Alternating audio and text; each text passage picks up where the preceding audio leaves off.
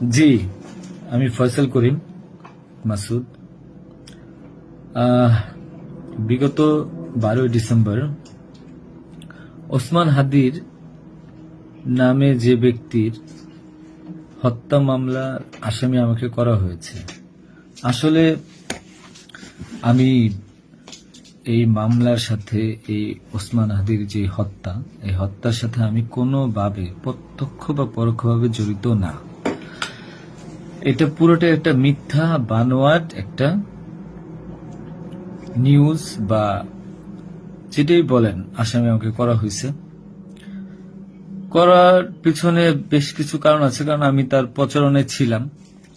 আমি তার অফিস বলেন, আড্ডাখানা বলেন, যেটাই বলেন, আমি সেখানে ছিলাম।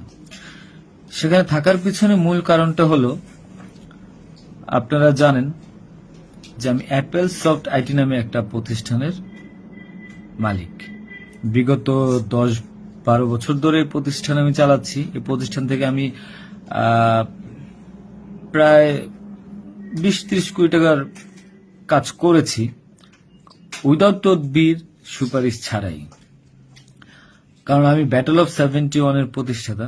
ব্যাটল অফ 71-এর মতো একটি গেম বানিয়ে আমি বাংলাদেশে জাতীয় পুরস্কারও পেয়েছি।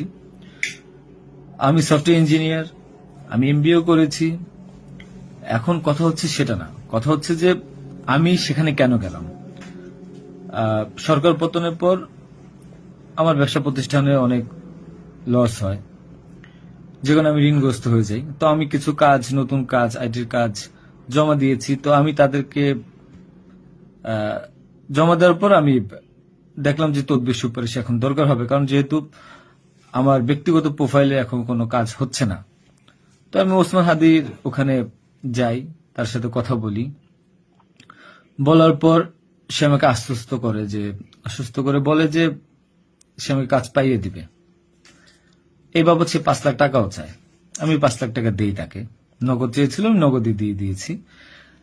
দেওয়ার পর সে আমাকে বললো, ভাই আপনি অ্যাজ এ ডোনার হিসেবে আপনি আমার যেই প্রোগ্রামগুলো হয় নির্বাচনী প্রচারণা, একটা অফিস দিয়েন, বা প্রচারণায় মাঝে মধ্যে একটু ছেলে পেলেরে হাদিয়ে দিয়েন। তো সে হাদিয়েই বলে আসলে বেসিক্যালি। তো আমি এরপরে শুক্রবার আমাকে আসতে বলে, আমি প্রথম শুক্রবার তার সাথে যাই, প্রচারণা করি। সেই সুবাদে আমি আমার 2টা ছোট ভাই নিয়ে গিয়েছিলাম, যারা এলাকার লোকাল। তো এখন তাদেরকে হয়তো আসামি করা হচ্ছে, আমি জানি না। তারা কিছুই জানে না, যেমন আমি জানি না, তারাও জানে না।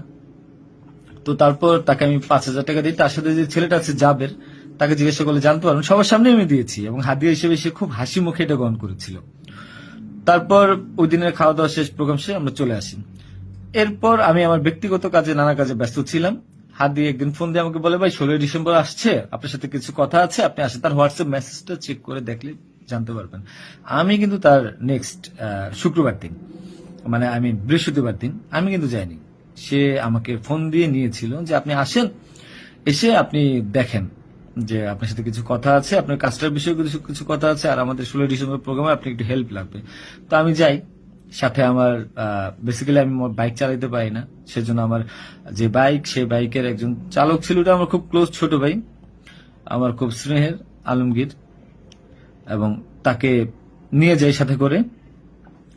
যাওয়ার পরে তার সাথে আমি, পতাকা হবে 35 ইঞ্চি, 40 ইঞ্চি, 18 ইঞ্চি, এগুলো জাবেরকে জিজ্ঞাসা করলে পাবেন, তার সাথে লোক, তাদের সবাই যারা ছিল ওই সিসি ক্যামেরা যাদেরকে যাচ্ছেন সবাইকে জিজ্ঞাসা করতে পারেন। এবং তাকে 250 গেঞ্জি বানিয়ে দিতে হবে, এই জন্য কত টাকা লাগবে ডিটেল। এবং ঘটনার দিন আমাকে সে রিকোয়েস্ট করে, আজকে যারা এই যে আপনারা দেখছেন হাজার হাজার লোক, শত শত লোক, হাদির তো এত লোক ছিল না, কারণ সে আমাকে নিজেই রিকোয়েস্ট করেছিল যে ভাইয়া আপনি আমাকে 5-10টা পোলাপাইন দিয়েন, আর 16ই ডিসেম্বরে 50টা ছেলে পেলে দিয়েন, যেন আমার পতাকাটা ধরতে পারে, আমার প্রোগ্রামটা সাকসেস করে দিতে পারে। তো দেখেন, তো ওই জায়গায় আমি তাকে আশ্বস্ত করি, ঠিক আছে আমি চেষ্টা করব। তো পরের দিন আমি যাই। পরের দিন আর মাঝখানে একটা কথা বলি, আমার এর পরের দিনই দুবাই যাওয়ার কথা ছিল, যেহেতু আমার দুবাইয়ের মাল্টিপল গোল্ডেন ভিসা আছে। আমি এর আগেও দুবাই গিয়েছিলাম। তো আমার একটা কাজে দুবাইয়ের কিছু প্রোডাক্ট কেনার কথা ছিল। তো আমার টিকিটটা আমি ওই দিন ক্যান্সেল করাই, যেহেতু সে রিকোয়েস্ট করেছে, পিছায় দিই। তো সেই বাবদে যেহেতু 10টা বাজে প্রোগ্রাম, তো আমি ভোরবেলায় বের হই, আলমগীর আমার বাসায় ছিল।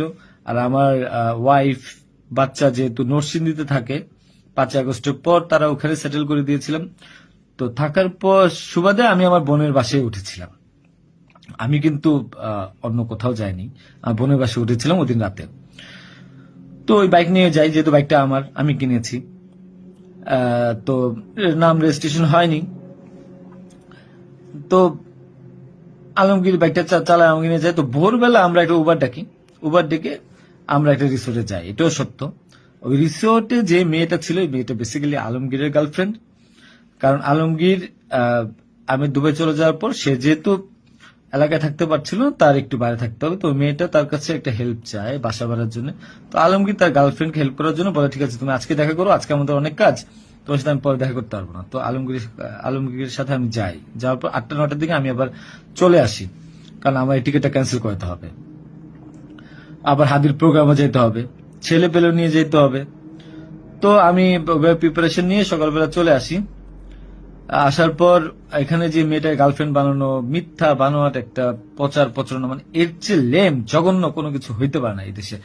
মানে আমাকে আসামি করেছেন, ভালো কথা করেন, কিন্তু এইরকম মিথ্যা মানুষের কলঙ্ক দেওয়ার কোনো মানে নেই। সতরা জানেন, ওই মেয়েটা গরিব একটা মেয়ে, মেয়েটাকে ফাঁসাচ্ছেন, মেয়েটাকে দিয়ে যা মন চায় তাই বলান। এখন কথা হলো যে আমি প্রোগ্রাম করেছি হাদিকে, যে ওইদিন কথা বলেছি, এবং ওই দিন আমি তাকে আবার 10,000 টাকা দিয়েছি, পোলাপানকে খাওয়াই দিয়েন। আমি আমার বাইক নিয়ে যাই, কে বা কারা এই হত্যাকাণ্ড ঘটেছে আমি জানি না। আমি 10 মিনিট আগে তার কাছে বিদায় নিয়ে চলে আসি। আসার পর আমি বাসায় আসি, যেহেতু আমি যাব দুবাই, আমি টিকিট ক্যান্সেল করেছি। আপনারা দুবাইয়ের টিকিট গুলা দেখতে পারেন। আমি একটু দেখাই একটা জিনিস আপনাদেরকে। এই যে দেখেন আমার দুবাইয়ের মাল্টিপল ভিসা। 1 মিনিট।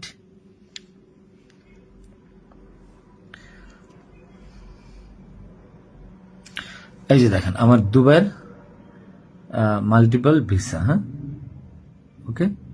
আমি এখান থেকে ক্যামেরা যেহেতু দেখা যায় না, আমি এখান থেকে দেখাই। এই যে দুবাইয়ের মাল্টিপল ভিসা আমার স্পষ্ট আছে, দেখেন। ঠিক আছে, দেখেন। আরো ভালোভাবে যদি দেখাইতে চাই তাহলে দেখতে পারবেন কিনা আমি জানি না, একটু ভালোভাবে দেখেন। যাই হোক, এটা আমার দুবাইয়ের ভিসা। তো এরপর আমি এই যে আমার দুবাইয়ের ভিসা, আমার ওদিন টিকিট ক্যান্সেল করি এবং আমি যাবো আমার কাছে বিদায় নিবো। আমার ভাগিনা একটা আছে 5 বছর বয়স, সে আমার মোবাইলটা ফেলে দেয়। মোবাইলটা ফেলে দেওয়ার কারণে যেটা হয়েছে যে আমার এই মোবাইলটা নেওয়ার জন্য আমার 2 ভাগিনা খুব দৌড়ঝাঁপ করে মোবাইলটা নিয়ে আসে। আমার কাঁধে ব্যাগ ছিল, এখন ব্যাগকে অস্ত্রের ব্যাগ বানিয়ে দিচ্ছে, কিচ্ছু করার নেই আমার, যা বলবে তাই সত্য। আর আমার বাইকের নাম্বার প্লেট চেঞ্জ করে নাম্বার ম্যানহোল থেকে উদ্ধার করা, আমার বাবা 2বার ব্রেন স্ট্রোক করছে, তাকে দিয়ে উদ্ধার করানো, এটা কোন নাটক আমি জানি না। তো তারপর এই তো বাইক উদ্ধার দেখলাম, এগুলা দেখলাম। এরপর আমি বিদায় নিয়ে চলে আসি।